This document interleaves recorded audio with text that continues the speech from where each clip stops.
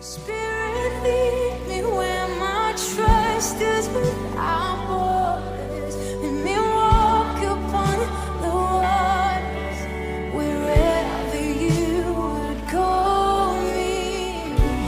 Take me deeper than my feet could ever wander, and my faith will be in the breath. Oh, Spirit, lead us, Spirit, lead me. Let me walk upon, oh, wherever you would call us. Take me deeper than my feet. Yes, God.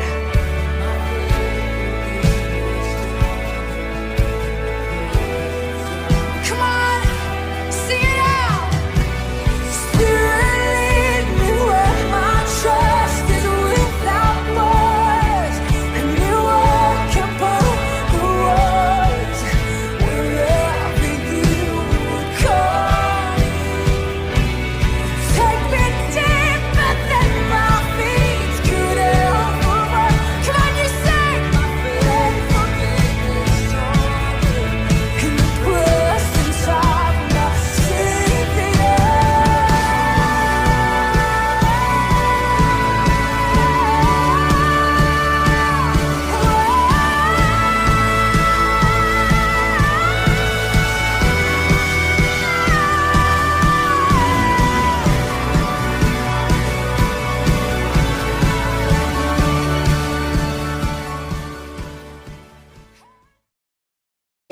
Shalom teman-teman.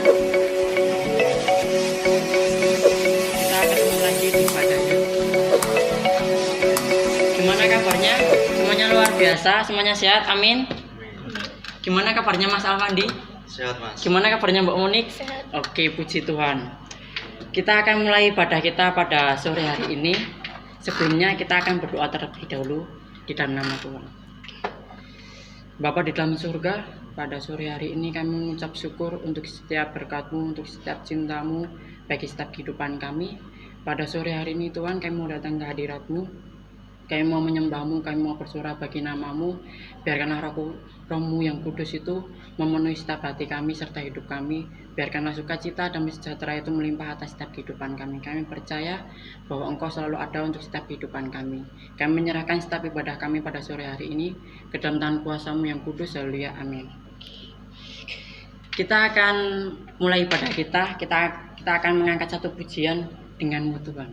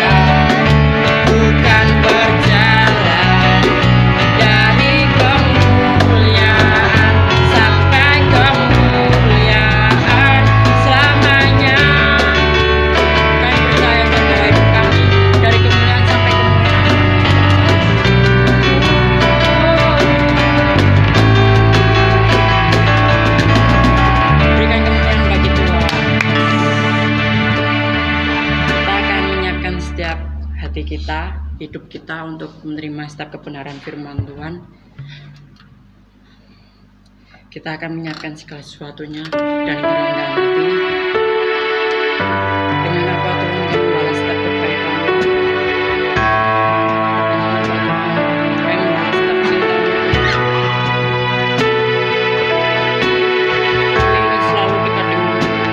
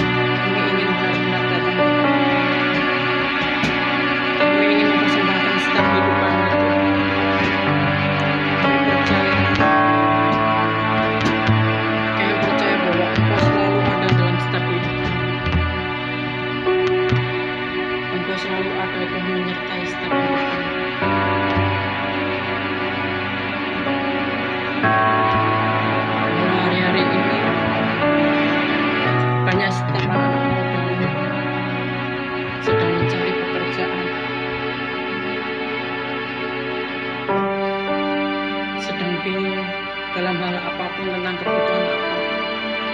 Pada sore hari ini Tuhan, kami mau percaya, kami mau menaruh setiap harapan kami, setiap permasalahan kami. Jadikan kami setiap anak-anak muda yang militan di hadapan-Mu Tuhan. Anak muda yang benar-benar takut akan Engkau. Anak muda yang benar-benar mengandalkan Engkau.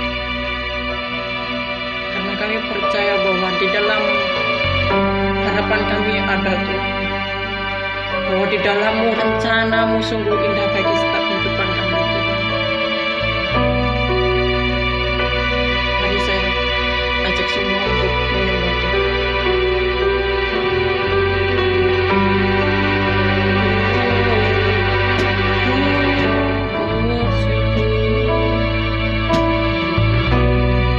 Jangan ada yang diam diri.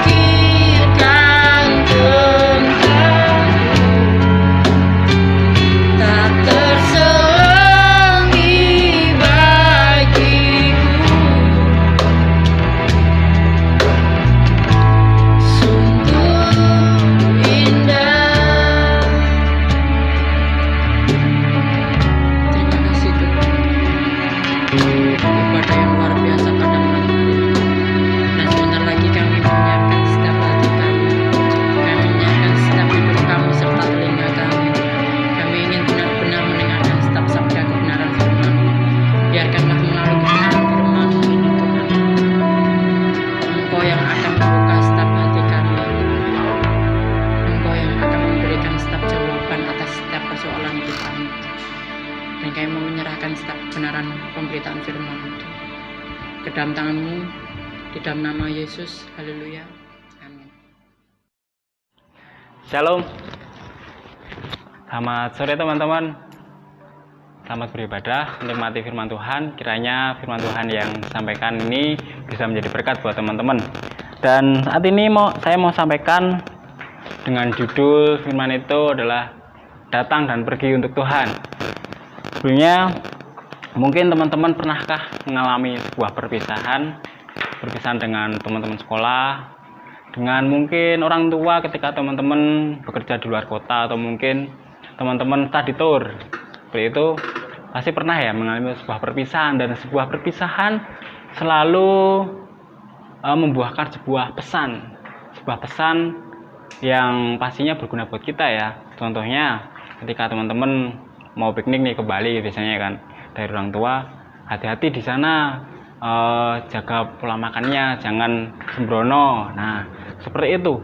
Dan sama seperti ketika Tuhan Yesus dia naik ke surga, di sebuah bukit, dia naik ke surga, dia meninggalkan sebuah pesan untuk murid-muridnya Tuhan Yesus, yaitu berupa amanat agung. Pasti teman-teman hafal kan isi amanat agung tersebut, jangan bilang nggak hafal ya. Nah, tapi teman-teman, akhir-akhir ini dalam keadaan ini muncul tiga kelompok pribadi. Yang pertama adalah kelompok yang mengutamakan penginjilan tanpa memikirkan, tanpa melakukan sebuah keintiman. Dan yang kelompok kedua adalah mereka yang mengutamakan keintiman tapi menomorduakan penginjilan. Dan yang kelompok tiga adalah mereka yang ada di tengah-tengah, jadi nggak melakukan keintiman dan nggak melakukan penginjilan. Nah, kira-kira dari tiga kelompok ini, yang pertama fokus pada penginjilan tanpa melakukan keintiman, dan kelompok kedua melakukan keintiman tanpa melakukan penginjilan, atau kelompok tiga yang nggak melakukan keintiman sama Tuhan dan nggak juga melakukan kabar Injil, jadi di tengah-tengah gitu ya. Nah, sebelum kita bahas mana yang benar di hadapan Tuhan, kita mau buka dalam kitab Alkitab kita, dalam kitab Matius pasal 28 ayat 17 sampai 30. Di sana dikatakan, ketika melihat dia, mereka menyembahnya, tetapi beberapa orang ragu-ragu. Yesus mendekati mereka dan berkata, "Kepadaku telah diberikan segala kuasa di surga dan di bumi. Karena itu pergilah, jadikanlah semua bangsa muridku dan baptislah mereka dalam nama Bapa dan Anak dan Roh Kudus, dan ajarlah mereka melakukan segala sesuatu yang telah kuperintahkan kepadamu. Dan ketahuilah, aku menyertai kamu senantiasa sampai kepada akhir zaman." Nah, sebelumnya itu adalah amanat agung. Di sana dikatakan mereka melihat, Yesus melihat murid-muridnya menyembah Tuhan, dan juga dikatakan di sana ada beberapa orang yang ragu-ragu, yaitu mungkin kelompok ketiga ya, yang nggak melakukan penginjilan dan melakukan keintiman. Nah, lantas kenapa sih harus intim gitu kan? Apa sih keintiman sama Tuhan? Dan apa sih faedahnya keintiman itu? Jadi sebuah keintiman itu, waktu kita intim sama Tuhan, itu bisa dilakukan ya dengan bersaat teduh, bisa dengan penyembahan pribadi. Seperti itu kita bakal terima betapa indahnya Tuhan, betapa enaknya kasih karunia Tuhan tuh, enak banget. Seperti itu kita bakal alami. Tapi nggak cuma itu, kita juga terima sebuah kebenaran-kebenaran baru yang Tuhan berikan lewat keintiman kita. Contohnya kebenaran itu adalah ketika kita menyembah Tuhan, kita dapat hikmat. Hei Andi ya, kamu harus mengampuni orang-orang yang benci sama kamu. Kamu harus membuang segala akar pahit orang-orang yang membulimu, seperti itu. Itu contoh kebenaran yang diterima. Nah, itu didapat dari sebuah keintiman. Ketika Tuhan berbicara lewat doa, lewat penyembahan. Lantas, apa sih pentingnya keintiman dalam penginjilan? Apa sih? Nah, teman-teman, ketika kita intim sama Tuhan, kita sering menyembah Tuhan, kita bakal tahu tuh isinya hati Tuhan itu apa sih. Kita bakal ngerti ternyata Tuhan inginnya gini, kita bakal lebih dekat lagi dengar-dengaran tentang hatinya Tuhan. Dan hatinya Tuhan itu senantiasa identik dengan jiwa-jiwa. Jadi ketika kita menyembah, kita ingat, oh ini teman kita sedang terhilang. Nah seperti itulah sebuah pentingnya keintiman dalam sebuah penginjilan. Contohnya seperti ketika kita diajak oleh teman kita, yuk makan bakso bakar di SSI gitu. Nah di sana kita datang ke satu penjual, kita belum pernah datang kan, kita makan, enak banget ternyata, sausnya enak, terus dagingnya juga terasa gitu kan, enak banget pokoknya. Dan ketika kita makan itu, kita secara natural akan muncul untuk menceritakan pada orang lain. Kita umpamanya ketemu orang tua kita, Bu, di sana ada yang jual bakso bakar yang di sini loh, itu enak banget, aku udah pernah ngerasain. Seperti itu, sama seperti ketika kita intim sama Tuhan, kita terima kebenaran Tuhan, kita akan secara natural muncul hasrat untuk mengkabarkan Injil, untuk menjangkau jiwa-jiwa yang terhilang, teman-teman. Nah, jadi itulah pentingnya sebuah keintiman dalam pengabaran Injil. Selanjutnya, saat kita intim sama Tuhan, Tuhan bakal kasih kebenaran tadi ya. Lantas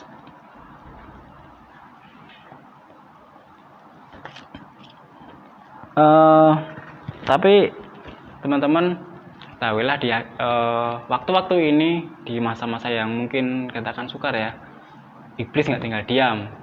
Ketika kita sedang kabarkan kebenaran-kebenaran, iblis nggak pernah tinggal diam, nggak pernah dia lihat saja, nggak pernah. Dia selalu punya taktik, dia selalu punya cara gimana dia bakal menang. Nah, dan ketahuilah teman-teman, saat-saat ini iblis sedang ingin kita diam, ya diam, nggak bergerak, jadi patung. Jadi iblis ingin kita diam, nggak membangun keintiman, dan nggak mengabarkan Injil. Nah, lantas kenapa iblis ingin kita diam? Karena iblis pun tahu jawabannya adalah ketika kita intim sama Tuhan, disitulah kekuatan kita timbul.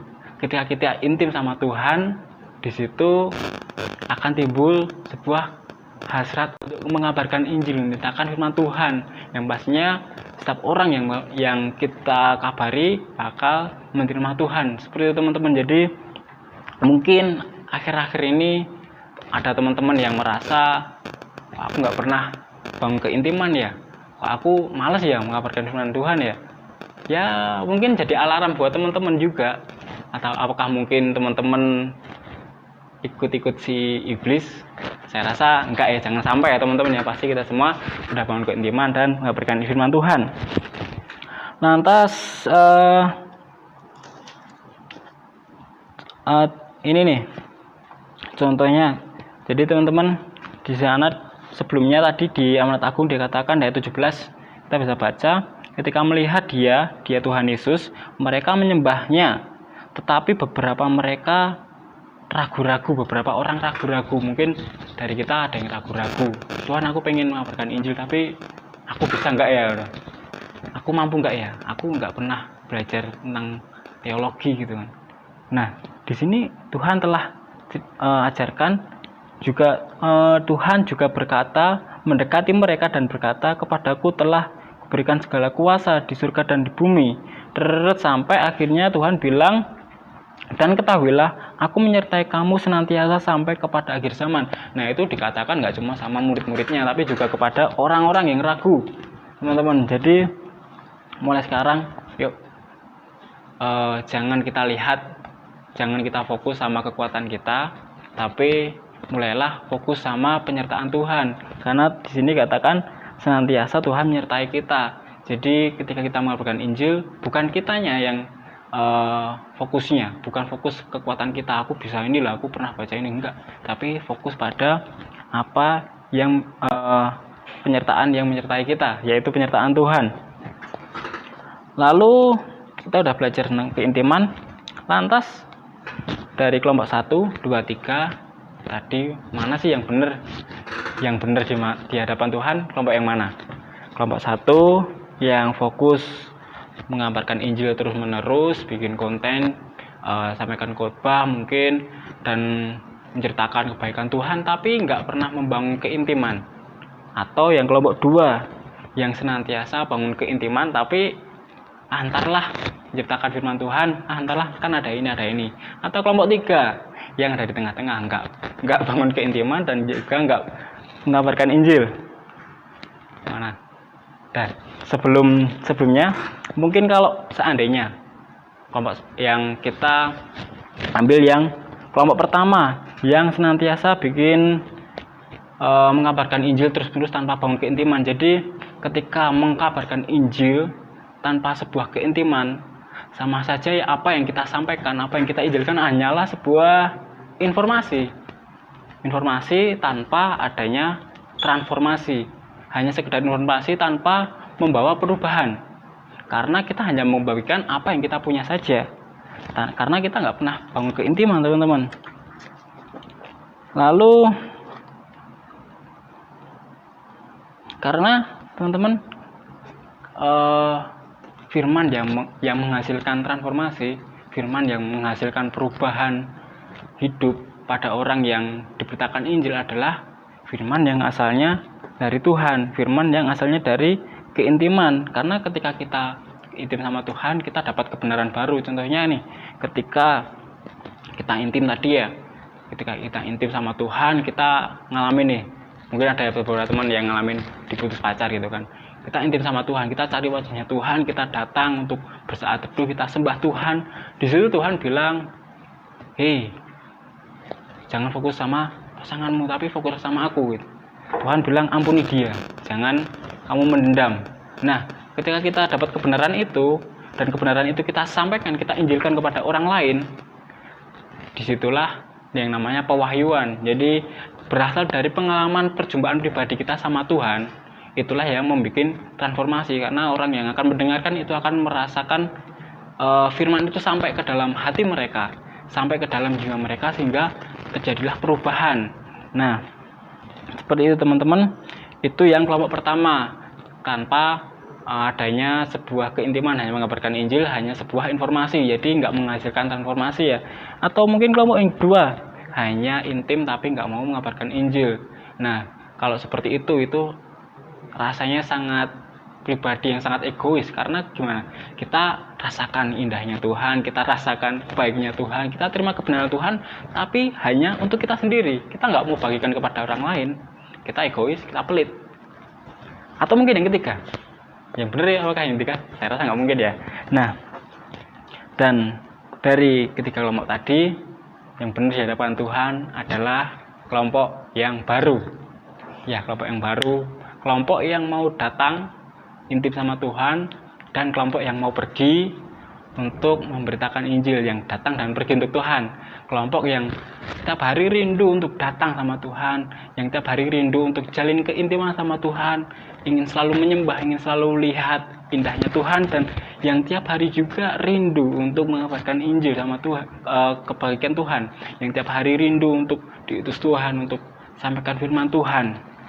Nah, itu teman-teman, dan saya mau tutup dengan satu ayat dalam Matius pasal 10 ayat yang ke-8b. 8b ya. Dikatakan Matius pasal 10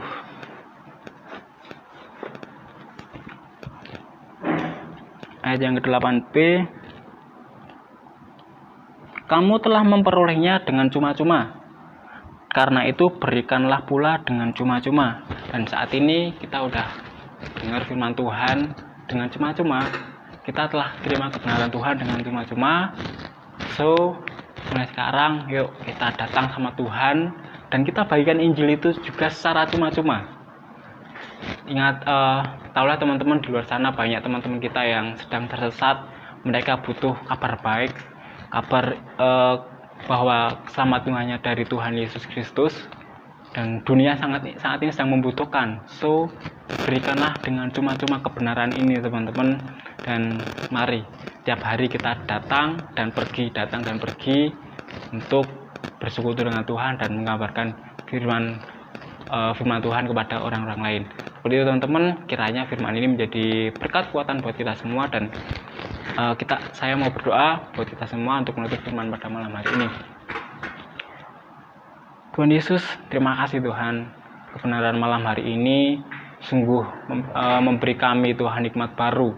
Kami ingin dan kami rindu Tuhan untuk menjalin keintiman dengan Engkau. Kami rindu untuk rasakan betapa indahnya Engkau, betapa baiknya Engkau, dan kami juga rindu Engkau pakai untuk mengabarkan Injil. Kami rindu Engkau pakai menjadi bejana-Mu Tuhan, untuk menyampaikan firman-Mu. Dan kiranya Tuhan, biarlah kami Tuhan tidak terfokus pada kekuatan kami, dan kami boleh memandangkan fokus kami kepada penyertaan-Mu Tuhan. Terima kasih Bapa atas segala kebaikan-Mu, dan kami serahkan Tuhan kehidupan kami sepenuhnya ke dalam kuasa-Mu. Haleluya. Amin. Tuhan Yesus memberkati.